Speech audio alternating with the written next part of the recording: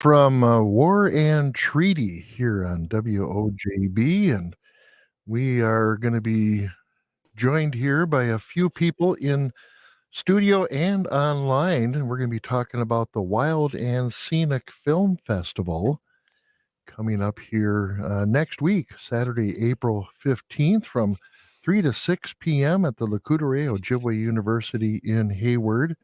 And joining me in studio is Gary Searfoss, a board member of the Landmark Conservancy, and Kristen Thompson is online joining us. Good morning and welcome to you all.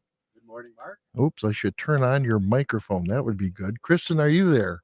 Good morning, Mark. Thank you for having us. Oh, good. Yes. So tell us a little bit about, I don't know, sure who wants to start. Maybe Gary, talk about the Landmark Conservancy and what this organization is about.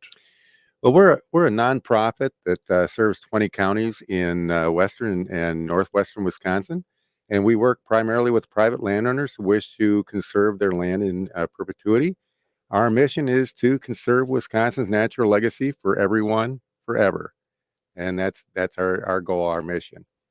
And so, what happens with this land as it's turned over to who's the owner of the land once it's surrendered? Yeah, well, and I'll let Kristen get into more detail on that. But basically, we do hold some land. A lot of times, the land is held by the private landowner. It's we'll hold a conservation easement on that property. Okay. But the owner still owns it. That ownership doesn't change. Okay. Other times we will acquire land and turn it over to another agency, say, like the Department of Natural Resources or another organization. So there's lots of different possibilities there. Yeah. Okay. Kristen, your thoughts? Yes, we, like Gary said, we hold a number of conservation easements, currently 220, and those are part of the title of privately owned land. And the conservation easement is a legally binding document that upholds the conservation value of the land and prevents typically future subdivision of the land. And then we, Landmark Conservancy, we monitor to ensure compliance annually, like Gary said, in perpetuity. We also have worked with state, federal, and local partners to protect a number of lands with public access. There's currently 81 properties that we've protected that are available to the public. And then of those, 20 of them are owned and maintained by Landmark. But at times we will protect a property and convey it to a municipal or state entity for future management. Sure. Now, Gary, you were saying the property owner still owns the property, but what happens if they want to sell it or deed it to another relative? Sure, they're free to sell it. They're free to deed it. The conservation easement goes along with it. It's part of the deed, and so that follows with it in perpetuity. Sure. So then the property is, I guess, just conserved for the nature part of it. It's not really turned over as a public land unless you turn it over to the DNR and then it becomes public land. That's correct. Okay. That's correct. And the landowner, basically what they're doing when they enter in a conservation easement, when you think of the holding of land, there's a bundle of rights that come with that holding that property. And in essence, what's happening with the conservation easement is that they're relinquishing one or two of those rights in that bundle, and typically it's the development rights. Okay. Most landowners will retain the right to manage, say, the forest that's on the property. Sure. But it's typically the development rights that they are giving up. Okay, so they wouldn't be able to add on or build additional buildings or correct.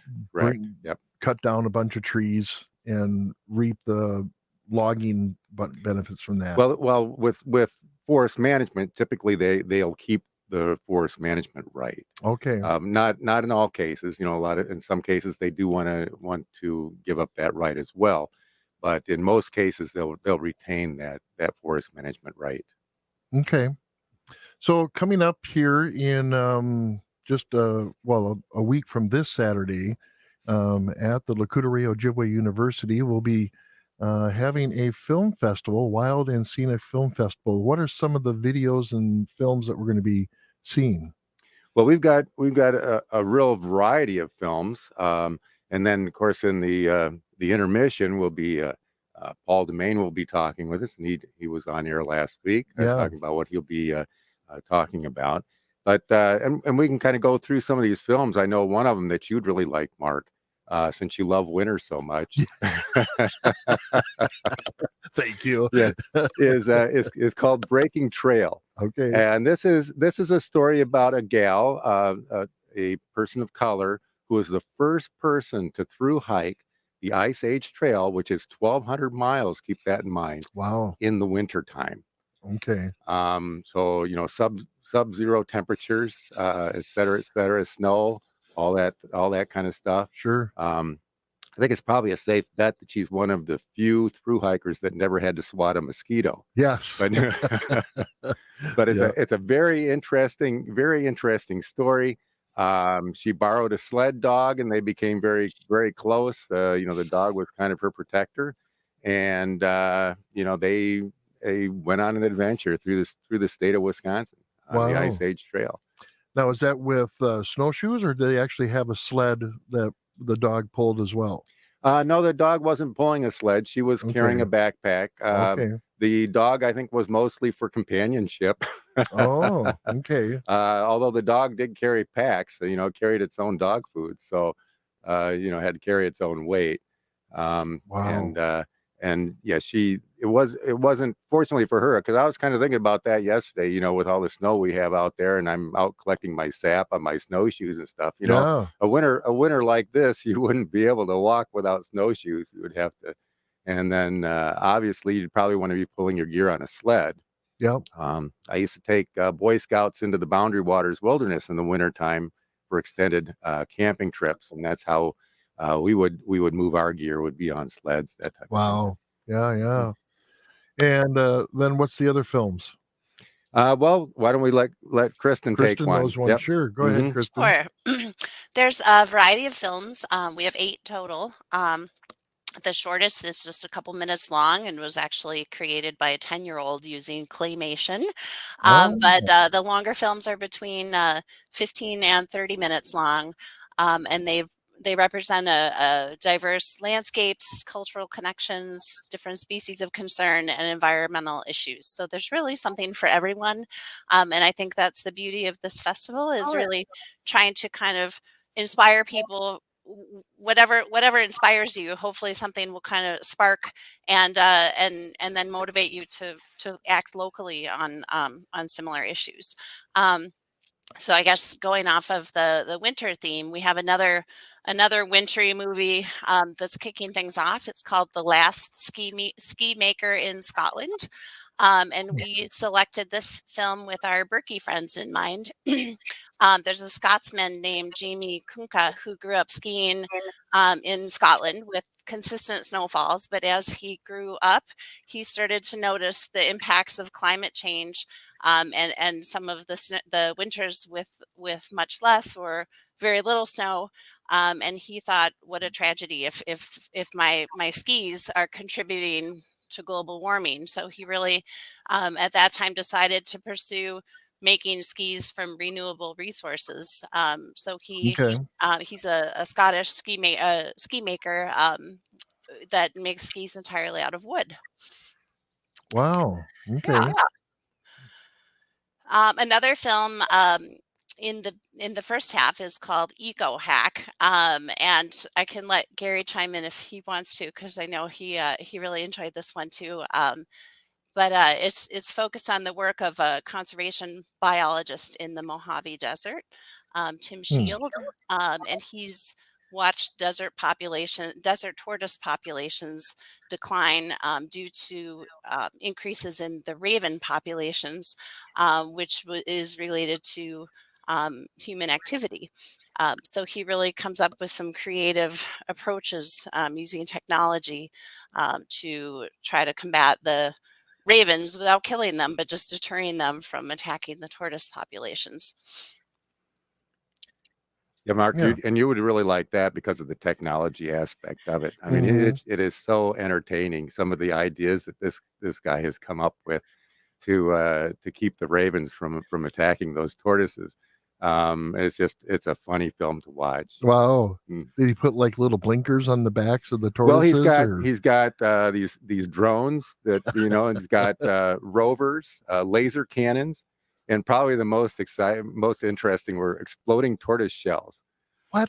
Yeah, so when the so they're There's no fake. tortoise inside the shell, right? No, No. no, No, no, no. Yeah. it was designed to look like a tortoise. Yes. And so when the ravens start pecking at it, it explodes in their face. It doesn't hurt them, but No. it startles them Yeah. and kind of tries to make that association between Right. a tortoise and having this A blow loud up in your noise, right? face. Right, right. So very interesting film. Very interesting. Yeah, Um, the tortoise shells are actually, I think, created with a 3D printer. So they're oh, created to be very lifelike, but yeah. not not actually authentic, real tortoises. Yes. But good enough to fool the ravens. Yeah. Yeah. Exactly. That's so smart. Mm-hmm. Mm-hmm. Right, right. And then you said there's a total of 8. So where are we at with the count now? We're at number Let's see. We 4, talked 5. about 3 in the first half, and I just briefly mentioned there's a short one about garden pests. That's a claymation movie. And Okay. so that Yep. takes us through the first half. And we'll have a short intermission and we'll hear from Paul Demain about land back acquisitions, like he spoke about last week. Yeah. And then we move into our second half. The first movie is just a few minutes long. I think it's about 3.5, 4 minutes. And it's kind of an artistic interpretation. It's called Big Basin Speaks, and so it's told from the perspective of the Big Basin Redwoods State Park, and the forest speaks after a devastating wildfire. Um, so Mm, really talking about the one of the really interesting things about some of these films over the years is really just the way that it highlights changing practices over time. And we used to have a lot of controlled burns that really right. helped to prevent some of these devastating fires. Really just talking about climate change and resiliency of forests, but also the risks that they face with increasing temperatures and dryness and so forth. Mm-hmm. Yeah. Um, Another film in the second half that I really enjoy is called Kumu Niu, and it looks at Native communities in Hawaii. The title of the film can be translated as All Trees Become Our Teachers. And so this film looks at the importance of the niu, the coconut tree, and its cultural significance in Hawaii in terms of food sovereignty and a sharing economy. Over the years, as tourism has increased in Hawaii, a lot of the coconut trees have become um, almost exclusively ornamental, and they have Sure. gardeners that climb up and remove the coconuts before they're fully mature. And so the film looks at a grassroots indigenous movement called New Now that is working to recover the relationship with this tree of life, and to redevelop the coconut as a food crop in Hawaii, and spreading the indigenous wisdom of what they call aloha ena, which is loving land and serving people. Very cool. Yeah. And Gary, what else is there then after that? Well, there's another not really good one called Punchline. This wildlife biologist. He's also a fly fisherman and he's a stand-up comedian. Hmm. Now his stand-up routine needs a little work, but it's a it's a very good film because he's born and raised in Colorado, and his main goal is to expose people to the outdoor world who didn't grow up in the outdoor world, and Sure. which it would be intimidating to people who haven't experienced being outdoors before, it's uncomfortable for them, and so his goal is to basically expose them to that. Um, he's also a man of color, and he's kind of redefining what it means to be an outdoorsman in America. And he's a strong advocate, for the natural world, and the excitement that brings to people. The ending of this film just kind of says it all, because there's this little kid standing there with this big grin on his face, holding a fish that he caught, and so how can you go wrong with an ending Right, like that, right. right? Yeah, that's very, Hmm. very cool. Yeah, so it's neat. Hmm. Um, and is that it for for films, Well, or is there one more? there's one more at the end there called Okay, Symbiosis, okay, uh, with BEE in the middle, with the symbiosis, what we normally think of. But mm-hmm, um, you know, we've had a problem worldwide, over the last 20, 30 years with our pollinators, yeah, mm-hmm, declining. And we felt that there was a direct relationship between chemicals that are used in agriculture and the decline of the insects. mm-hmm. Um, but it turns out that there's also an unexpected third partner in this, and that's in regard to microbes, and the destruction of microbes is adding to that situation, in that the bees need these microbes in order to thrive, and Interesting. and Yeah, they're being eliminated, and so the bees are struggling because of that, as well. So very, very informative film. You can kind of throw out everything that you thought you knew about this, yeah, when you go into this, right, right. and Huh. and so this is pretty interesting. A good one to finish it off with. Very Hmm. scientific, because I Hmm. just think about the pollinators, not mowing my weeds or grass earlier in the spring, Spring. to Hmm. give them that opportunity to get out there to the wildflowers and other flowering products that the pollinators can get to. That's all I think about. But to Sure, think about sure. microbes and, again, the Hmm. chemicals that we do have in our farming industry, Well, and, it's and yeah, interesting. not only farming, but and just our lawn care industry. I mean, Oh, sure. you take a look at that, and that destroys microbes as well. And Mm, so, yeah, very, very informative. yeah. Hmm. So let's get back to talking about the Landmark Conservancy organization. How many counties do you cover in this area? That would be 20 counties Okay. in western and northwestern Wisconsin, and Yeah, that's a pretty large, massive area. right. Well, Landmark is um, a merger of several different organizations. Okay. There was the Bayfield Regional Conservancy, up north. There was a Coudray Waters Regional Land Trust here in Sawyer County, Okay. and then the Western Wisconsin. What was it called, Kristen? West Wisconsin Land Trust, West Wisconsin Land Trust. historically out of Menominee, with the Mhm. roots of that being Wisconsin Farmland Conservancy, initially. Okay. And then in some of the notes I have here, you just recently did a community project to protect 218 acres. Where was that Mhm. at? I'll let Kristen go into that Oh, one. Yep. okay. Absolutely. A couple years ago, we were approached by some friends in the Cable area that were concerned about the western portion of the historic Telemark property, where the Brickminer ski trail crosses, as well as some other popular trails. And that portion of the land was at risk of being sold for development to fund the demolition of the historic Telemark Lodge. And so Yeah. we were, like I said, we're approached by a few people. We kind of took a short month to evaluate if this seemed viable, and we were able to raise about a third of the cost of that land in about I would say about 5 weeks in pledges and gifts. And so we decided to move forward. And so in about 10 months, we raised $700,000, partly Wow. including a state grant through the Knowles Nelson Stewardship Fund. And we were able to acquire that 218 acres. So it remains undeveloped and now more officially open to the public. And we still are continuing to work with historic partners in the area to maintain and groom the trails for public Mhm. use for uh, individuals as well as the various races and events that cross the land. Oh, okay.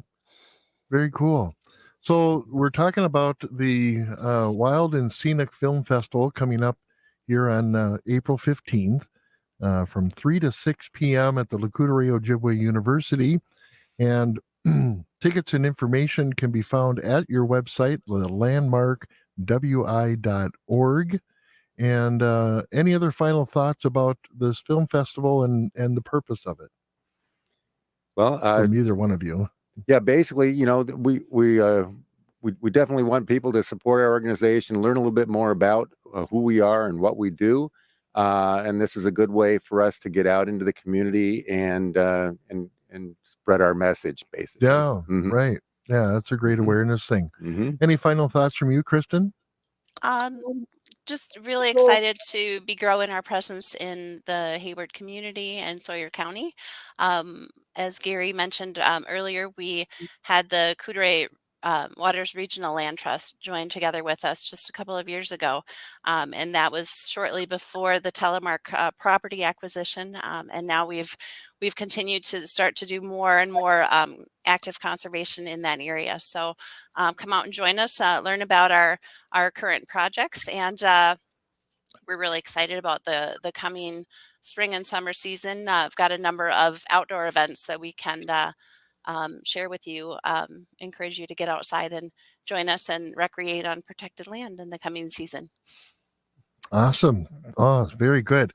Kristen Thompson, the Advancement Director of the Landmark Conservancy, and Gary Searfoss, a board member and a local community member here Correct. in the Hayward area. So thank you much for stopping in and telling us more about this film festival. If you want to attend that, please go out to their website and get up more tickets and information. And again, we'll be hearing from Paul Domain as well on some of the projects he's been working on. And just as we close, I do want to thank some of our sponsors. We've got one silver sponsor, which is the We Energies Foundation, and then some bronze sponsors, which include WOJB Radio, along with Hayward Area Memorial Hospital, Wild Rivers Trout Unlimited, the Coudray Lake Association, and Norvado. So we want to thank all of the sponsors of the film festival as well and get their name out